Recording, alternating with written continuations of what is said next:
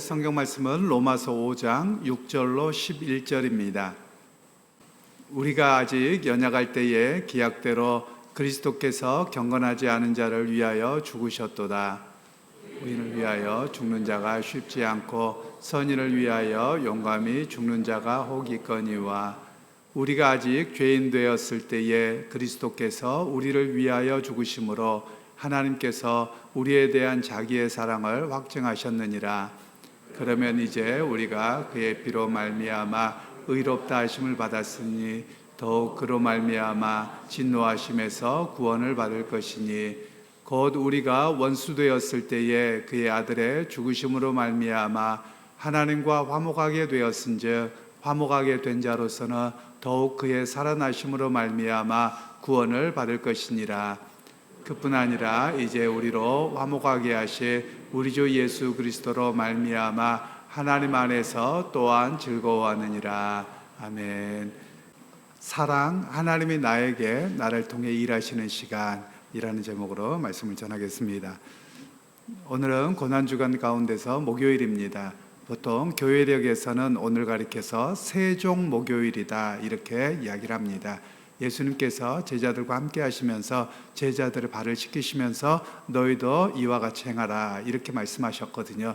그래서 초대교회에서는 이때 모여서 서로의 발을 씻겨주면서 서로가 서로를 향해 섬겼던 그런 시간이기도 합니다. 그러면서 오늘 우리가 그리스도의 사랑을 어떻게 먼저 경험하게 되어야 되는가 이런 이야기로 말씀을 하고 있는데요. 우리가 다른 사람을 사랑으로 섬기기 위해서는 하나님의 사랑을 내가 수용하는 자세가 되어야 함을 우리에게 말씀합니다. 우리는 자꾸만 이런 모습들이 요즘에 있는 것 같습니다. 누군가가 나에게 호의를 베풉니다. 점심을 사주든 저녁을 사줍니다. 그러면 그것을 빚으로 여깁니다.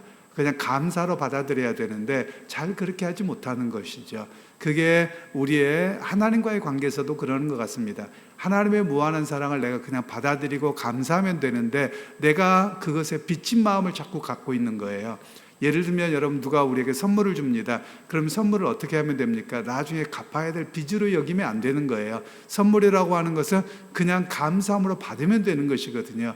그런데 우리는 자꾸만 빚으로 여김으로 인해서 그 사랑의 베풀음을 바르게 이해하지 못하는 그런 모습이 우리에게 있는 듯합니다. 그러기에 우리가 먼저 해야 될 일은 수용입니다. 즉 다른 사람이 나에게 사랑과 호의를 베풀었으면 그것을 감사함으로 받는 자세가 먼저 필요합니다. 하나님의 사랑도 마찬가지지요. 하나님께서 우리를 당신의 독생자를 내어주시기까지 사랑하셨기에 감사함으로 우리가 믿음으로 받아들이는 것이 먼저 있어야 함을 이야기합니다.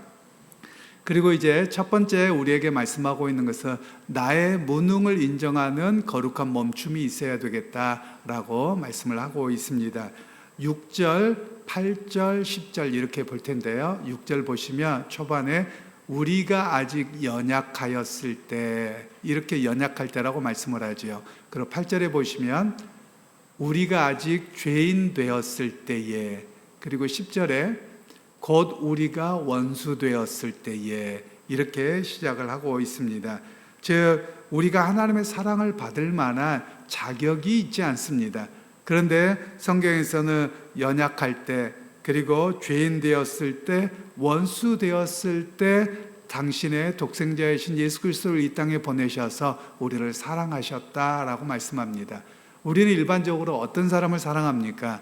일반적으로 나에게 잘하는 사람, 내 가족, 그리고 사랑받을 만한 사람을 사랑합니다.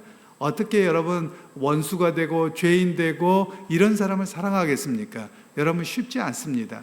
그런데 우리 하나님께서는 우리가 원수되고 죄인되고 연약할 때 우리를 사랑하셨다라고 말씀합니다.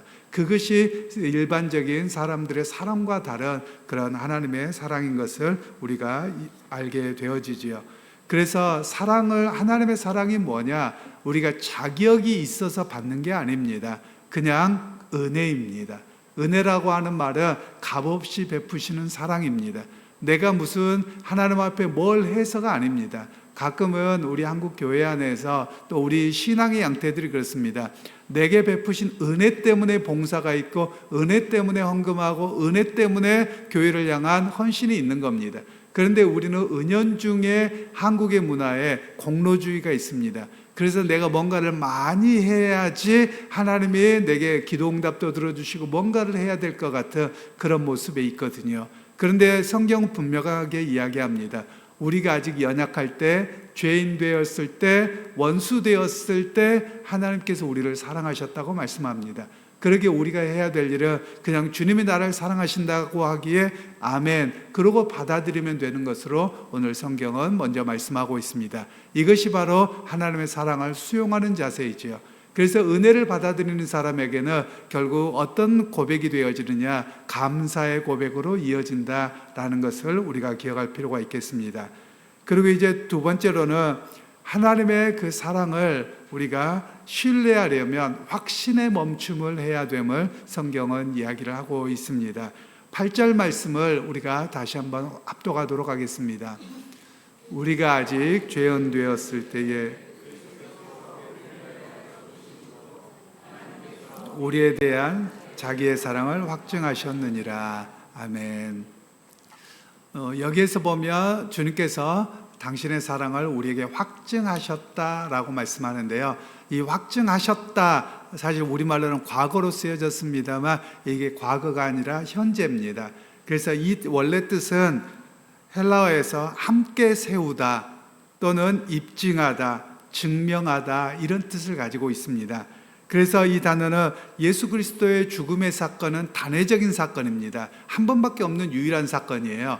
그런데 그 유일한 사건을 통해서 오늘도 그 하나님의 사랑으로 우리를 세우신다, 우리를 붙드신다, 그 사랑을 우리에게 입증하신다, 이런 말씀을 가지고 있습니다.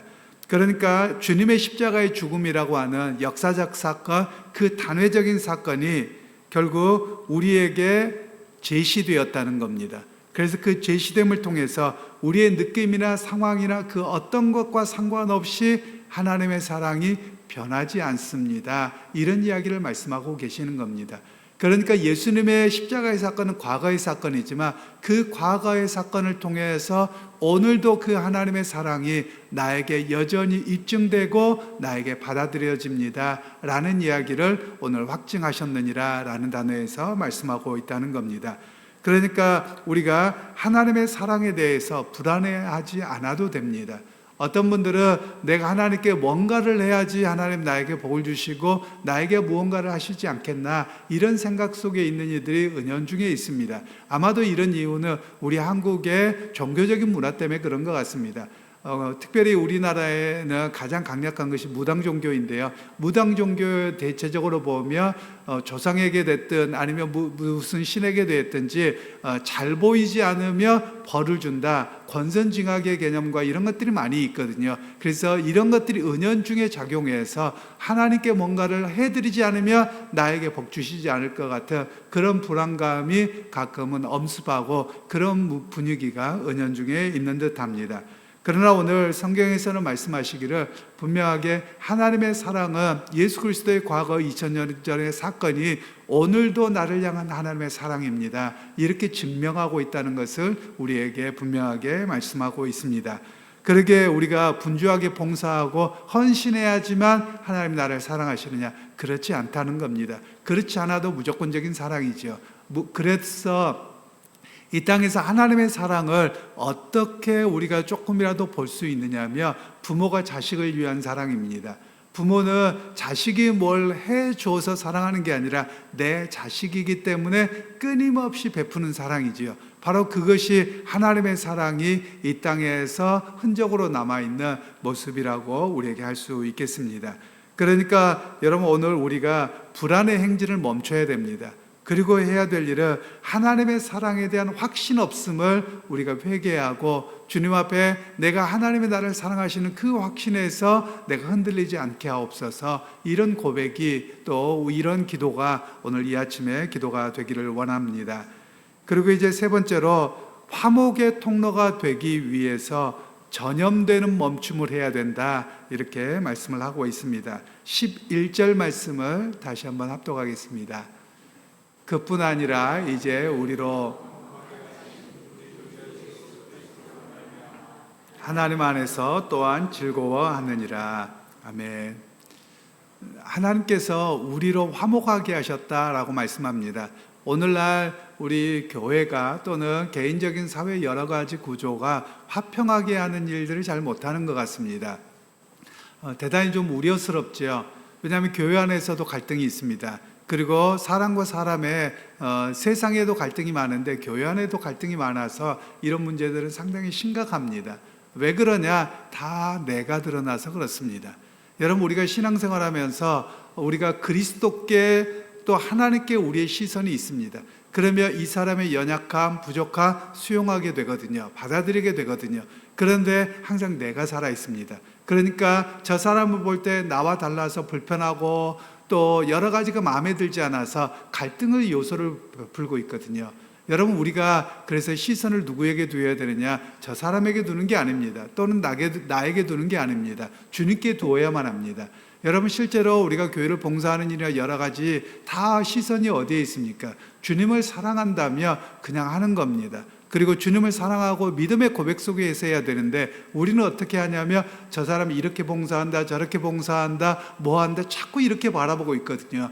여러분, 이런 신앙생활이 여러분 잘못되었다라는 말씀입니다.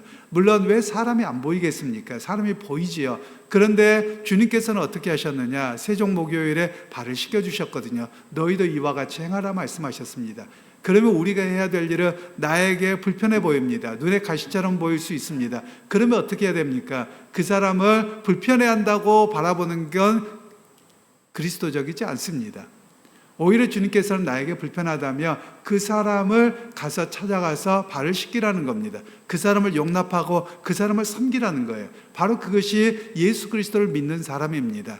안디옥에 갔을 때 사람들이 예수 믿는 사람들을 가리켜서 그리스도인이라고 말씀을 했습니다.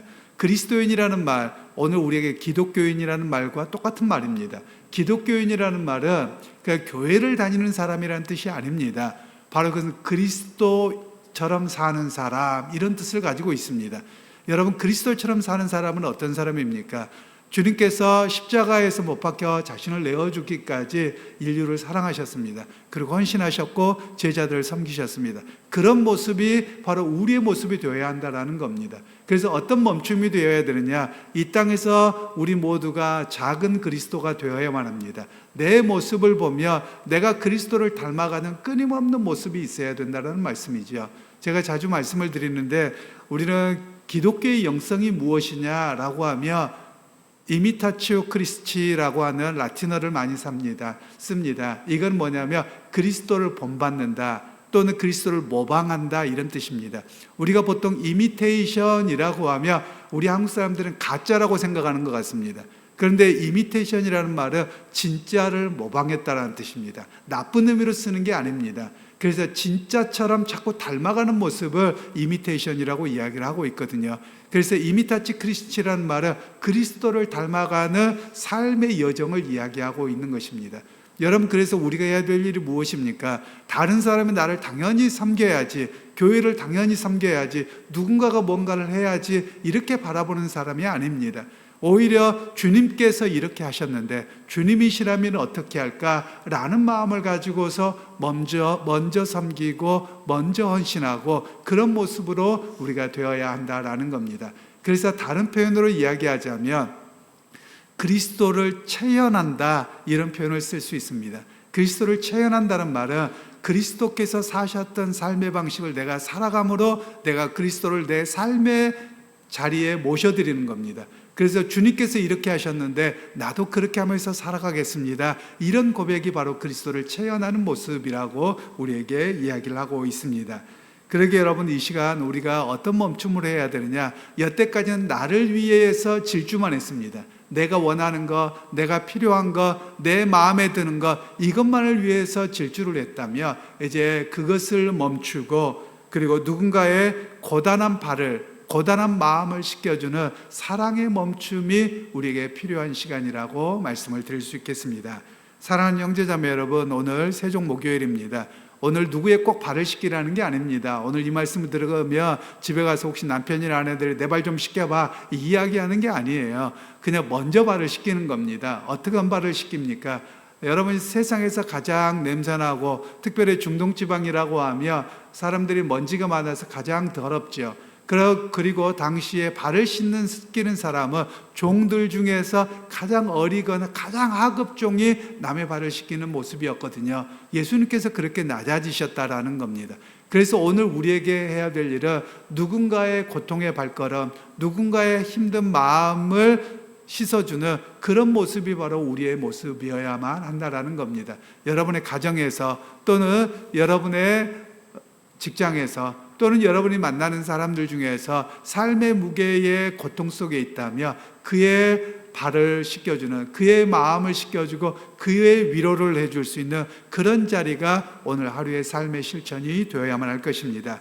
그러기에 여러분 오늘 하루 꼭 외적인 발만이 아니라 누군가의 고생스러움과 수고로움을 씻어줄 수 있는 그런 그리스도를 닮아가는, 또 체현하는 오늘 섬김의 삶이 되는, 그런 멈춤의 삶이 되는 오늘 하루가 되기를 주님의 이름으로 축원합니다. 이 시간 우리 공동체 기도문 같이 기도하시겠습니다. 주님, 우리가 아직 연약할 때에, 우리가 여전히 죄인 되었을 때에, 심지어 주님과 원수 되었을 때에 먼저 찾아와 주신 그 은혜를 찬양합니다. 사랑받을 자격이 있어서가 아니라 오직 하나님의 전적인 은혜임을 고백하오니 내가 무엇을 해야 사랑받을까 고민하던 교만한 마음을 멈추게 하소서. 오직 주님이 하신 일을 겸손히 받아들이는 수용의 믿음을 우리에게 허락하여 주시옵소서. 십자가로 우리에 대한 자기의 사랑을 확증하신 주님을 신뢰합니다. 2000년 전의 사건이 오늘 이 새벽에 우리에게도 여전히 유효한 현재형의 사랑임을 믿습니다. 상황에 따라 흔들리는 우리의 느낌이나 감정에 매이지 않게 하시고 역사 속에 우뚝 세워진 십자가라는 객관적인 증거 위에 우리의 믿음의 닻을 내리게 하소서. 하나님이 나를 사랑하실까 의심하며 방황하던 불안의 행진을 멈추고 확증된 사랑 안에서 참된 평안을 누리게 하소서. 하나님과 우리를 화목하게 하신 주님, 이제 우리를 화목의 통로로 불러주시니 감사합니다. 나를 파는 자의 발까지 씻기셨던 주님의 그 넓은 품을 본받기 원합니다. 오늘 하루 나만을 위한 질주를 멈추고 이웃의 고단함을 살피게 하소서. 누군가의 수고를 알아주는 따뜻한 격려의 말 한마디, 지친 어깨를 다독이는 작은 행동을 통해 주님의 사랑이 우리를 통해 세상으로 전염되게 하소서. 고여있는 사랑이 아니라 흘러가는 사랑의 사도로 살게 하소서. 오늘 하루 우리 삶의 자리에서 누군가의 발을 씻겨주는 헌신이 있게 하시고 그 섬김을 통해 우리 또한 주님의 사랑을 더 깊이 경험하게 하소서. 우리를 끝까지 사랑하시는 예수 그리스도 이름으로 기도드립니다. 아멘.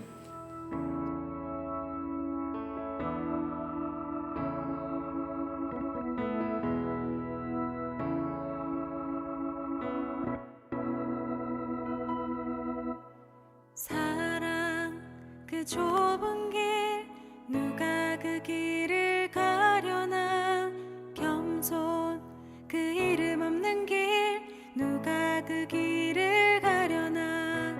사랑 그 좁은 길 누가 그 길을 가려나, 겸손 그 이름 없는 길 누가 그 길을 가려나.